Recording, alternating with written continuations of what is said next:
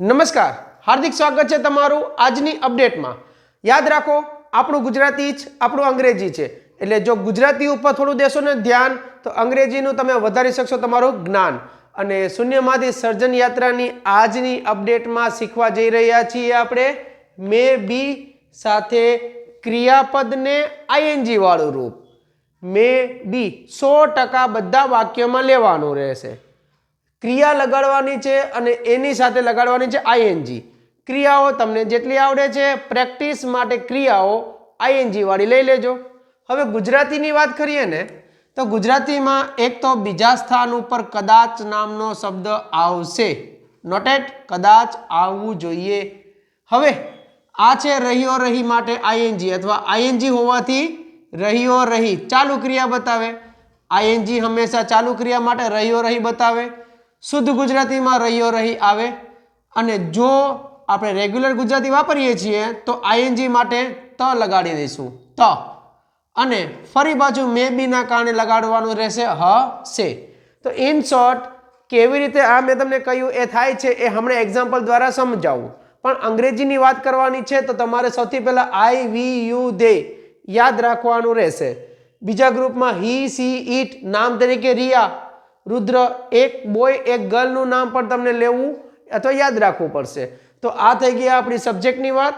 હવે સબ્જેક્ટ પછી આ થઈ ગયું આપણું વર્બની વાત, એટલે કે ગુજરાતીના છેડેથી અંગ્રેજીનું બીજું સ્થાન કરીએ સેટ। તો જુઓ, હું અત્યારે પહેલા લઈ લઉં છું આઈ, આઈ પછી બીજા સ્થાન ઉપર મે પછી બી। લો આઈ મે બી, હવે રીડ લઈ લઉં છું તો રીડનું બની જશે રીડિંગ। આટલું ક્લિયર? 1 2 3 આ બંનેને સાથે જ લઈ લો। આઈ મે બી રીડિંગ અ બુક ટુમોરો। આ વધારાનો શબ્દ છે ટુમોરો, કર્મ તરીકે અ બુક તમારા સામે લખ્યું છે। હવે ગુજરાતી કરીએ તો આઈ એટલે હું, અહીંયા કહ્યું તે મુજબ કદાચ તો તમારે લગાડવાનું જ છે, હું કદાચ। ટુમોરો એટલે આવતીકાલે, અ બુક એટલે પુસ્તક વાંચી રહ્યો હોઈશ। હ અને સ આવી ગયું, શુદ્ધ ગુજરાતીમાં રહ્યો રહી આવ્યું। જો આપણે રેગ્યુલર ગુજરાતી લઈએ તો હું કદાચ આવતીકાલે પુસ્તક વાંચતો, આ રહ્યો તો ક્રિયામાં તો, રહ્યો રહીના બદલે તો અને હોઈશ। આ વાક્ય બતાવે શું?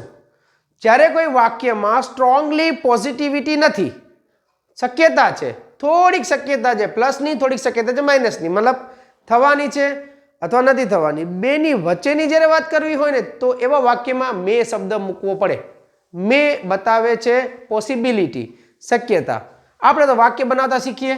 હવે વીમાં લઈએ તો પહેલા સ્થાન ઉપર વી પછી મે પછી બી પછી ક્રિયા તરીકે પ્લેનું લગાડી નાખું, પ્લેઇંગ। ઇઝી વાક્ય બનાવીએ આપણે તો પહેલા વાક્ય બનાવતા શીખવાનું છે। We may be playing cricket in the evening, in the EVENING, evening એટલે સાંજની વાત કરીએ। ચલો વી એટલે અમે અથવા આપણે, ચાલો અમે લઈ લઈએ। અમે ઇન ધ ઇવનિંગ એટલે સાંજની વાત છે, શક્યતામાં લઈ જવું છે તો મૂકી દો કદાચ, અમે કદાચ ઇન ધ ઇવનિંગ એટલે સાંજે। ક્રિકેટનું,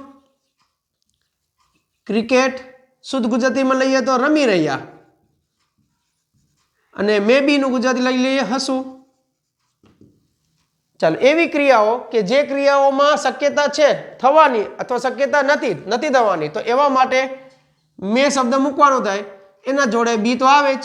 ચાલુ ક્રિયા બતાવવા માટે આઈએનજી લીધું।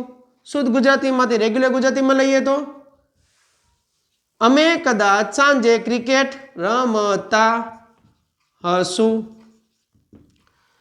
અહીંયાથી હવે કામગીરી થાય તમારી શરૂ। જો તમને ક્લિયર થયું હોય, ક્લિયર કોન્સેપ્ટની અંદર આ સેટિંગ બેઠી હોય માઇન્ડમાં, તો તમને તમારા પ્રેક્ટિસ માટે મે બી લઈ લેવાનું છે, ક્રિયાને લગાડી દો આઈએનજી અને કરો ગુજરાતી।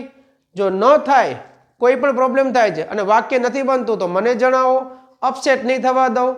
માતૃભાષા ગુજરાતીથી અંગ્રેજી શીખવાનો આ જ એક પ્લસ પોઈન્ટ છે કે આપણે આપણી ઈચ્છા પ્રમાણે જે બાજુ જવું છે એ બાજુ વાક્યને વાળી શકીએ છીએ. સો થઈ જાવ વિચારતા, ગોખવાના બદલે. વધુ માહિતી માટે યા કોઈ પણ કન્ફ્યુઝન માટે બિંદાસ્ત કોલ યા મેસેજ કરી શકો છો. Thank you. જય હિન્દ. અને હા, શેર, ફોલો, સબસ્ક્રાઈબ યા જે પણ જરૂરી વિધિ હોય, ડોન્ટ ફર્ગેટ ટુ ડુ. જય હિન્દ.